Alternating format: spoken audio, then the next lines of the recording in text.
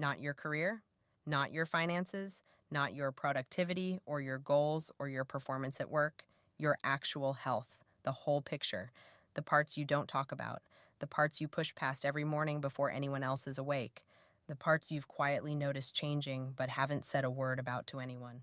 When was the last time someone cared enough to have that conversation with you?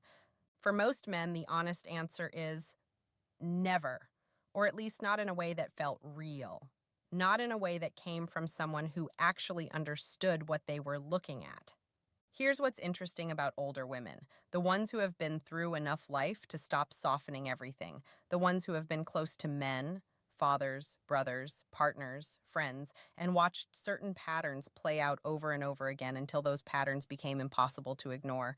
They know things about men's health that most men don't know about themselves, not because they studied it, because they lived close enough to it to see what nobody talks about in the places men actually spend their time.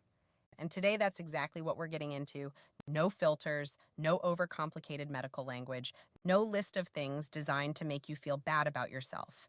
Just the honest things, the real things, the things that older women have watched men miss for decades, and what becomes possible when a man finally stops missing them. This one is worth staying for. Most men were handed a very specific idea of what sexual health means, and that idea was almost entirely physical: performance, stamina, how the body looks and functions in the most obvious surface-level ways.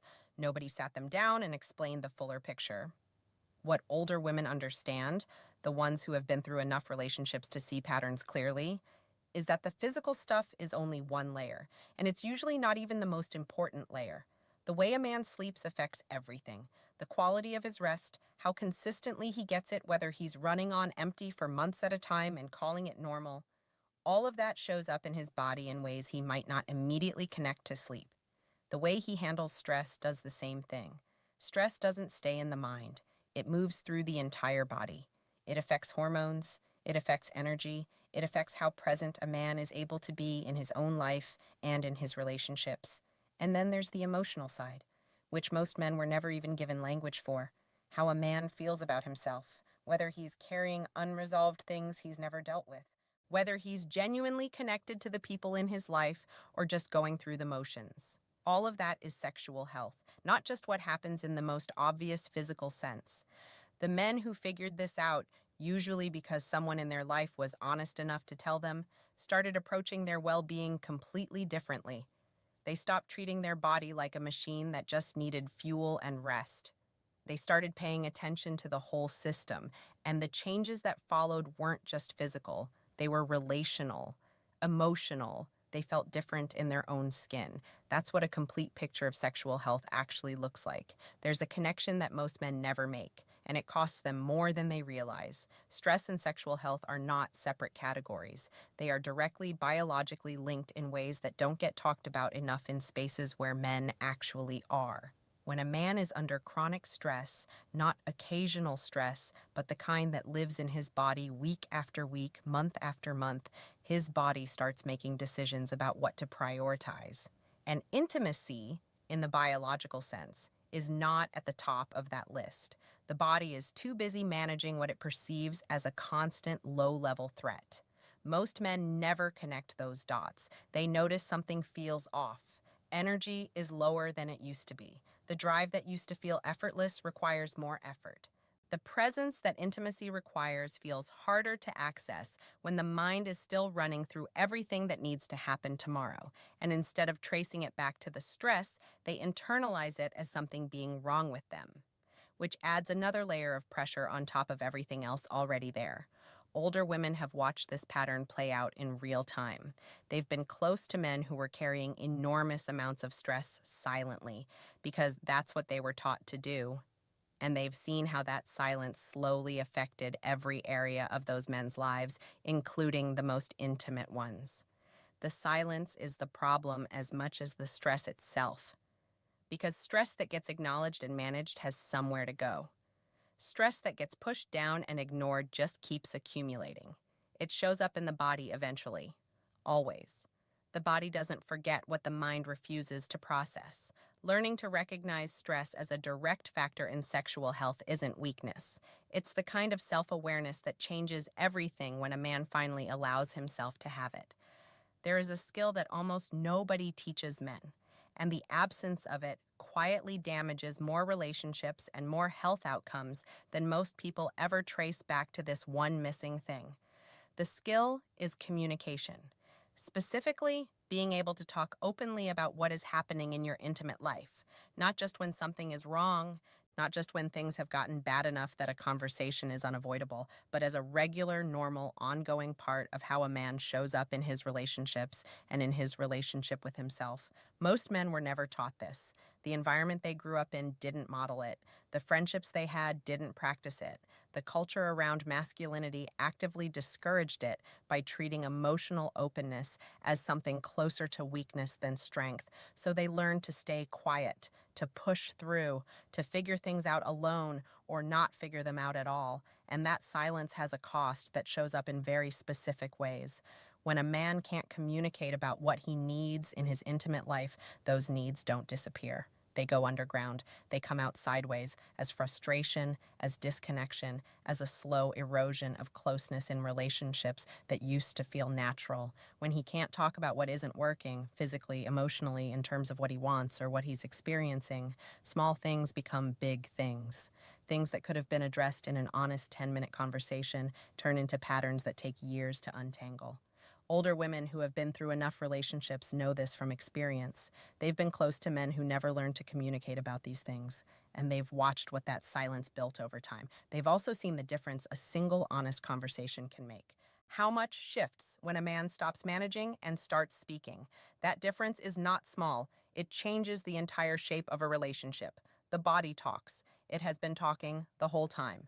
The question is whether a man has been listening or whether he's been too busy pushing through to notice. Most men were taught that pushing through is the right response to almost everything. Tired? Push through. Something feels off? Push through. Body giving signals that something has shifted? Push through and it'll sort itself out. And for a while, that approach seems to work. The body is resilient. It compensates. It finds ways to keep functioning even when it's not being taken care of properly. But compensation has a limit, and the body always eventually stops compensating and starts demanding. The signals come long before that point. They come as fatigue that sleep doesn't fix, as a gradual shift in energy levels that gets written off as just getting older, as changes in mood, in drive, in how a man feels in his own body that get ignored because acknowledging them would require slowing down. Older women have watched men they cared about miss these signals for years. Not because the men were careless, but because nobody ever told them that paying attention to their body was part of taking care of themselves. That noticing something early and doing something about it was not weakness, it was intelligence. The men who learned to listen early changed the entire trajectory of their health, not because they were hypochondriacs or constantly worried about something being wrong, but because they developed a basic relationship with their own body that allowed them to catch things when they were still manageable. A small change in habit at the right moment does more than a major intervention after years of ignoring what the body was already saying. The body doesn't send signals to create anxiety. It sends them because something needs attention. And the man who learns to receive that information without fear is the man who stays well for the long haul. This is the one most men never see coming, because it doesn't look like a health issue on the surface. It looks like a confidence issue or a relationship issue or just the way a particular man is wired, but it runs deeper than any of those things. How a man feels about himself, genuinely feels underneath the achievements and the external markers and the image he presents to the world, shows up in his intimate life in ways that are impossible to separate out once you know to look for them. A man who carries quiet doubts about his own worth doesn't leave those doubts at the door when he enters an intimate relationship. They come with him. They sit in the room. They shape how he gives and receives affection, how present he's able to be, how safe he feels being vulnerable with another person. And most men don't recognize this because they've never been taught to connect those dots. They experience the symptoms without understanding the source, the tendency to disconnect when things get emotionally close, the need for constant reassurance that something is good even when everything seems fine, the difficulty being fully present in intimate moments because some part of the mind is somewhere else entirely, evaluating, monitoring, waiting for something to go wrong.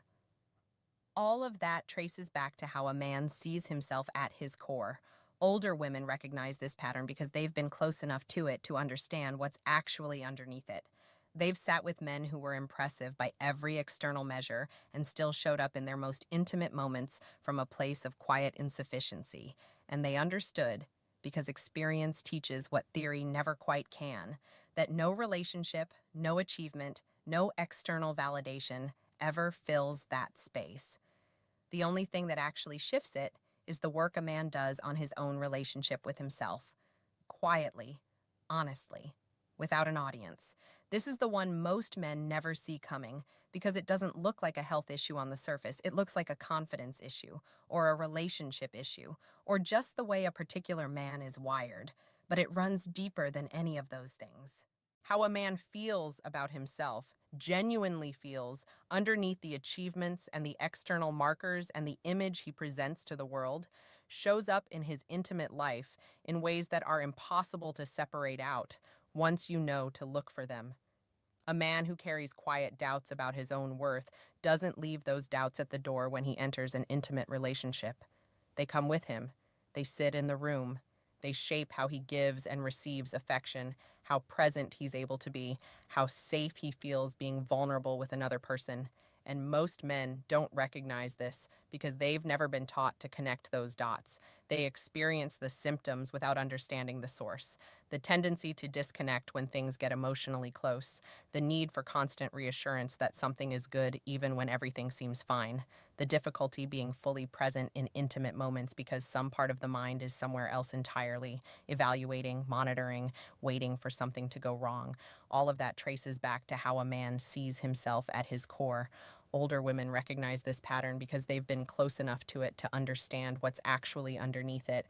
They've sat with men who were impressive by every external measure and still showed up in their most intimate moments from a place of quiet insufficiency. And they understood, because experience teaches what theory never quite can, that no relationship, no achievement, no external validation ever fills that space. The only thing that actually shifts it is the work a man does on his own relationship with himself, quietly, honestly, without an audience. There's a gap in what most men were taught about their own bodies. And it's not a small gap, it's enormous.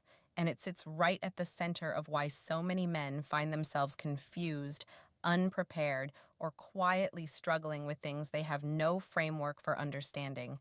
The education most men received about their own sexual health was either non-existent or built entirely around one narrow idea: performance, function, what the body can do rather than how the body actually works over time and what it needs to keep working well.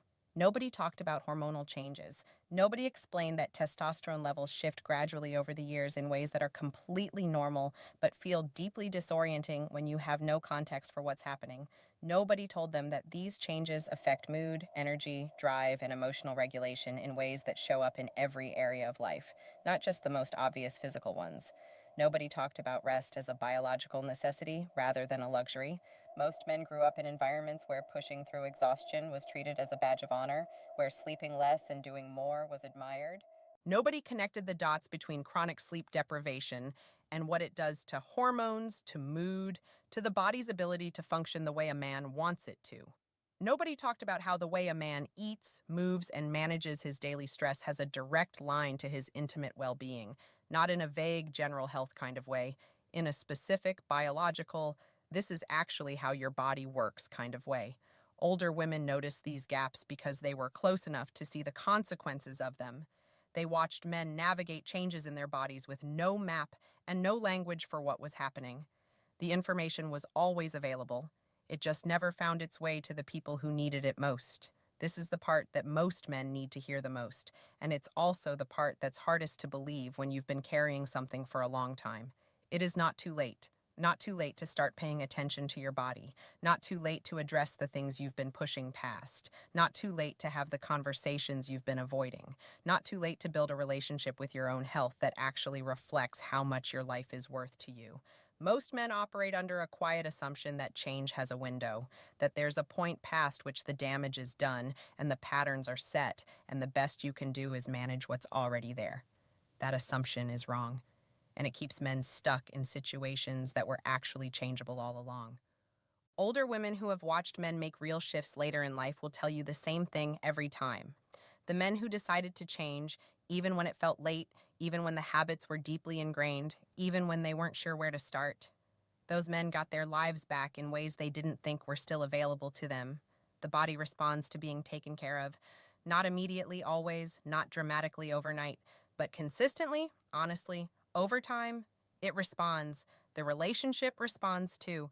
The way a man shows up for the people he loves changes when he starts showing up for himself first, not out of selfishness, out of having something real to give instead of running on empty and calling it strength. The quality of life that becomes possible on the other side of that decision is genuinely different from what came before it, but it starts with one honest moment.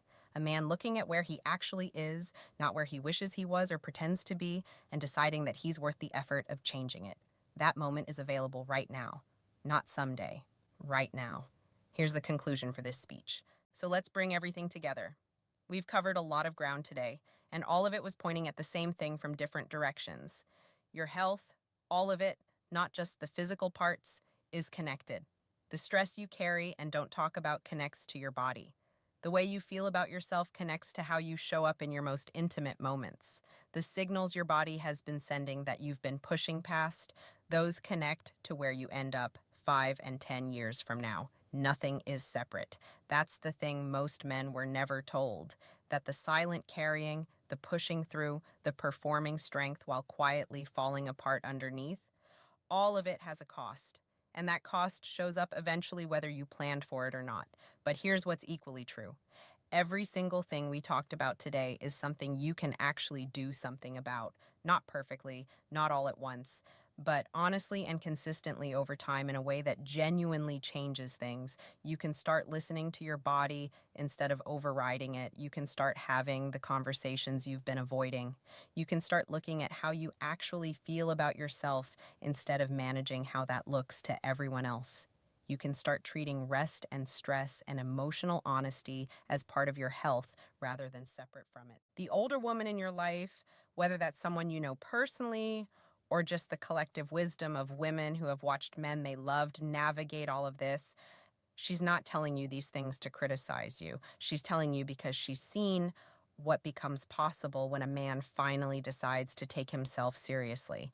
Not his career, not his image, not his reputation, himself. That's the whole message. That's what all of this was really about. You're worth taking care of. Start acting like it.